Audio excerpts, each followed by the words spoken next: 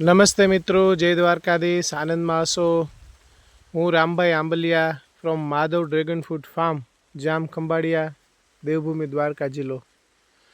મિત્રો આપ જોઈ શકો છો, પ્રકૃતિની સાથે પ્રકૃતિના સાનિધ્યમાં આપણે મિત્રો પ્રકૃતિનું રક્ષણ કરશું તો ને તો જ પ્રકૃતિ આપણને બચાવશે। પવન તું, પાણી તું, ભૂમિ તું, ભૂધરા, થઈ ગગને વહે આકાશ વીરા। મિત્રો આપણે પિંક તાઇવાન જામફળીનું આપણે સ્મોલ કટિંગ કરી અને ફરીથી જામફળ આવવા માંડ્યા છે। આપ જોઈ શકો છો,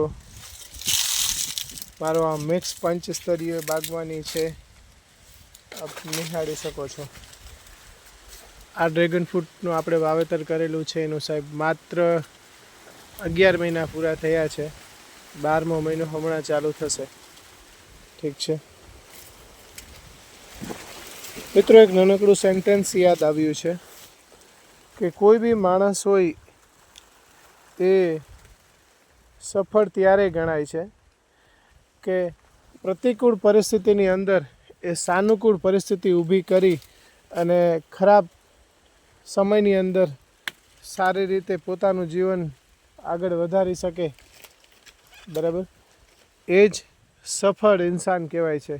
ખરાબ સમયની અંદર એ પોતે પોતાની જાતને કઈ રીતના સક્સેસફુલી આગળ કરે છે, આગળ ધપાવે છે, બરાબર? એ જ મહાન વ્યક્તિ કહેવાય છે, બરાબર?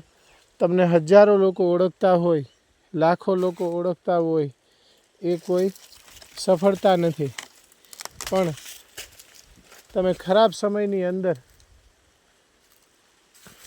કઈ રીતના તમે આપણી જાતને આપણે હેન્ડલ કરી અને આપણે આગળ વધીએ છીએ એ ખૂબ જ જરૂરી છે, બરાબર છે?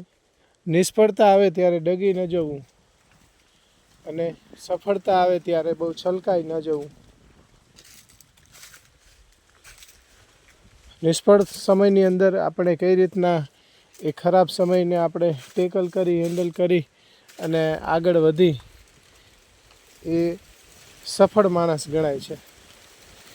મિત્રો આવું તો ઘણું બધું છે, પણ આ મારું પંચસ્તરીય મિક્સ બાગવાની અંદર આપ જોઈ શકો છો, પુષ્કળ પ્રમાણમાં કેળા લાગેલા છે, જામફળ પણ છે। આ લૂમ છે એ કાપવાની એકદમ તૈયારીમાં છે, ફૂલ ભરાઈ ગઈ છે। મારા ખ્યાલથી અંદાજે આ 20 થી 22 કિલોની લૂમ હશે, બરાબર છે? થોડું પવનથી નુકસાન પણ આવ્યું છે, જો આ કેળ વચ્ચેથી ભાંગી પડી છે અને આ કેળ આ લૂમ નીચે અડી ગઈ છે, બરાબર છે? સાવ અલગ નથી થઈ ગઈ, પણ એમને રસથી ચૂસી અને થઈ જશે। આ જામફળ છે મિત્રો, જામફળીની અંદર આપણે જોઈ કેવું મસ્ત ફ્લાવરિંગ આવેલું છે, આપ જોઈ શકો છો, બરાબર છે? આ ડાળીની અંદર કેટલું ફ્લાવરિંગ છે આપ જોઈ શકો છો મિત્રો।